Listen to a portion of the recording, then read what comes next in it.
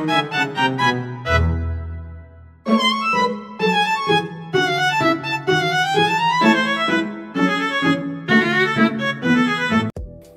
di sini saya akan mempraktikkan job sheet 5, yaitu pemrograman dasar Node-RED. Nah, jadi pertama-tama di sini kita harus memastikan perangkat sudah terpasang Node-RED. Jadi Node-RED di sini adalah alat pemrograman berbasis grafis untuk menyatukan perangkat keras, API atau Application Programming Interface, dan layanan online dengan cara baru dan menarik. Node-RED menyediakan editor berbasis browser yang membuatnya mudah untuk menyatukan flow program menggunakan berbagai node dalam palet yang dapat digunakan ke runtime dalam satu klik. Node-RED mempunyai banyak fitur yang mana salah satunya dapat digunakan sebagai back-end server IoT. Dan bahasa yang pemrograman yang digunakan oleh Node-RED adalah JavaScript. Nah, jadi di sini perlu mendownload dan menginstal Node-RED terlebih dahulu. Nah, di sini saya sudah menginstalnya, jadi saya tinggal mengaktifkannya. Pertama-tama kita buka CMD terlebih dahulu, lalu ketikkan node mainRED.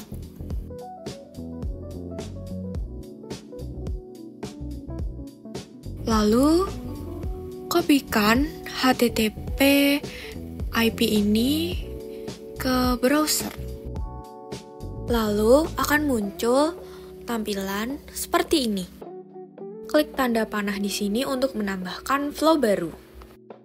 Nah, langsung saja masuk ke langkah kerja. Yang pertama yaitu ada basic flow.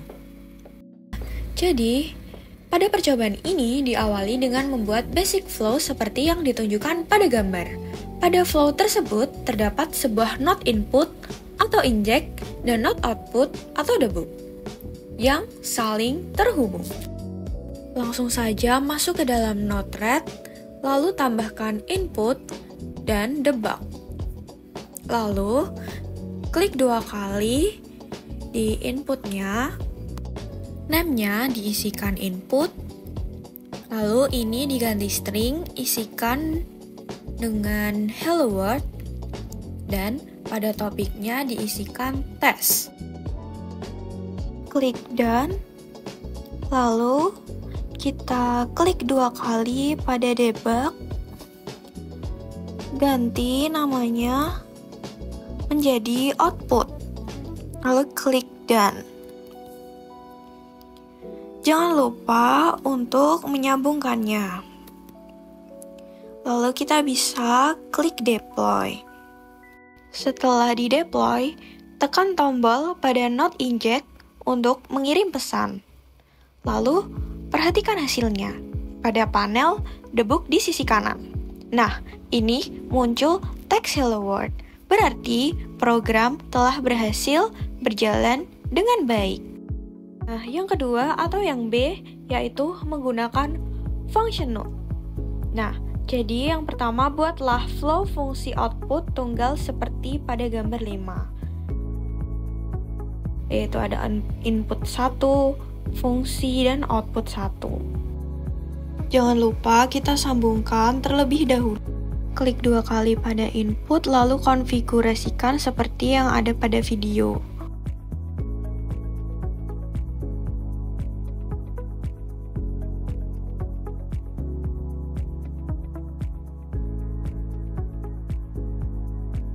Kemudian klik deploy.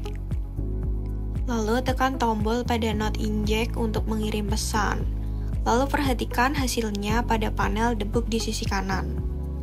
Di sini muncul tulisan hello world dengan di sini tulisannya yaitu tes 1, menandakan percobaan atau praktikum ini sudah benar. Langkah berikutnya adalah membuat flow fungsi output berganda seperti terlihat pada gambar 6. Pada flow ini terdapat 2 node input yang akan mengirimkan pesan ke satu function node. Lalu function node akan memisahkan pesan tersebut ke 2 output yang berbeda. Pada Node-RED, Di sini kita tambahkan lagi satu input dan satu debug. Konfigurasikan node input 2 dengan payload berisi Expelliarmus dan topik tes 2. Setelah itu, buka function node dan masukkan script seperti pada job sheet. Kode tersebut digunakan untuk memisahkan pesan berdasarkan topiknya. Baris pertama berfungsi mengambil nilai topik dari pesan yang masuk. Kondisi if topik tes 1 return msg 0 berarti jika pesan berasal dari input 1, yaitu topik tes 1, maka pesan akan dikirim ke output pertama, sedangkan output kedua tidak mengirim apa-apa atau null. Begitu pula pada kondisi kedua, yaitu if topik tes 2. Namun, dalam implementasi sebenarnya harusnya output dipisahkan seperti return null msg, agar pesan dari tes 2 masuk ke output kedua, lalu klik done.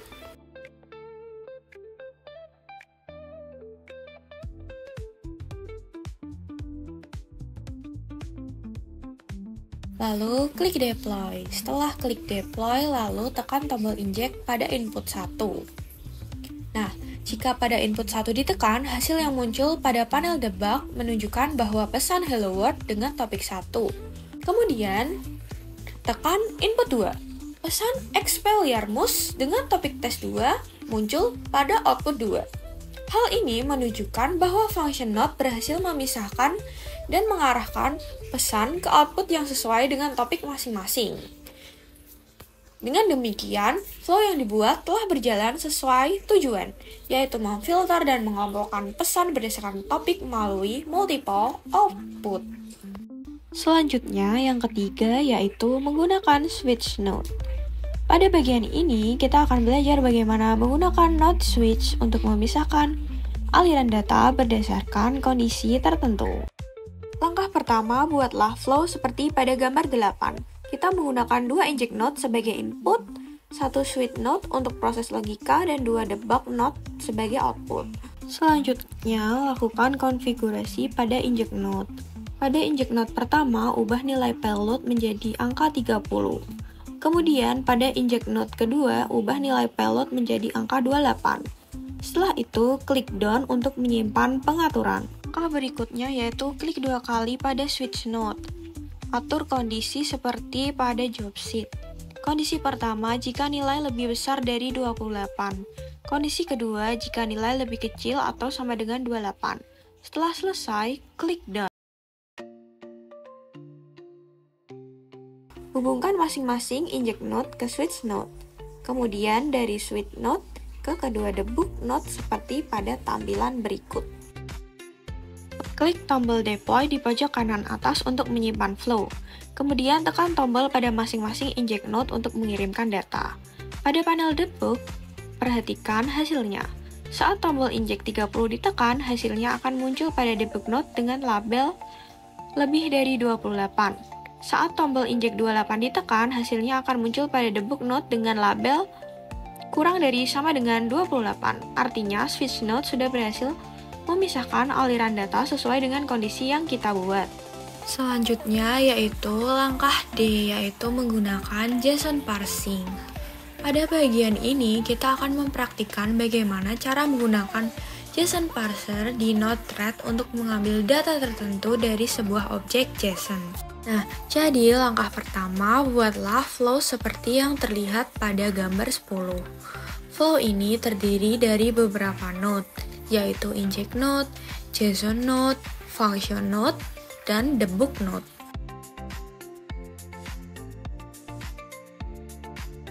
Selanjutnya, kita klik 2 kali pada inject node.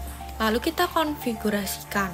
Pada bagian MSG payload, masukkan data JSON, yaitu seperti berikut. Kemudian, pada topiknya diisi dengan /sensor.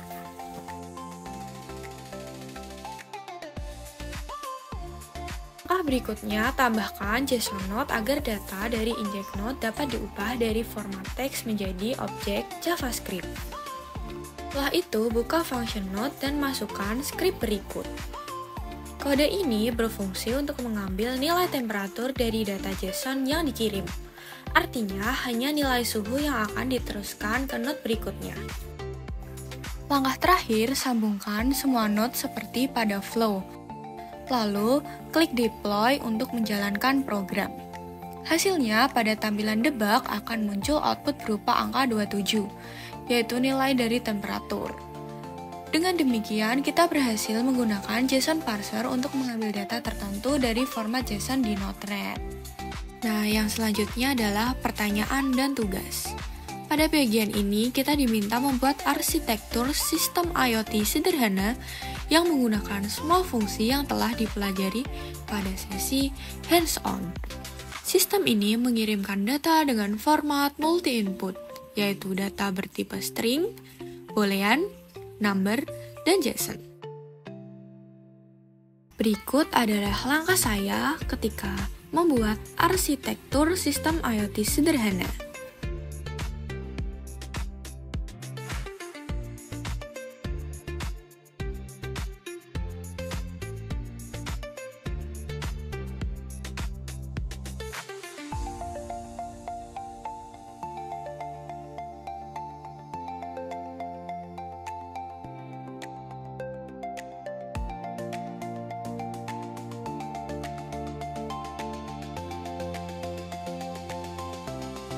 Setelah selesai, klik deploy. Nah, ketika setiap inject node dijalankan, hasilnya akan muncul pada debug sesuai tipe datanya. Output string menampilkan teks. Output boolean menampilkan nilai true. Output number menampilkan nilai angka, yaitu 42. Dan output JSON menampilkan objek, yaitu temperaturnya 28 dan humidity 60. Flow ini menggambarkan arsitektur sistem IoT sederhana yang dapat menerima dan memproses berbagai jenis data dari sensor atau perangkat berbeda sebelum akhirnya dikirim ke sistem pemantauan. Nah, dengan demikian kita telah berhasil membuat arsitektur IoT dengan multi-input data menggunakan kombinasi inject node, function, dan debug di Node-RED. Terima kasih.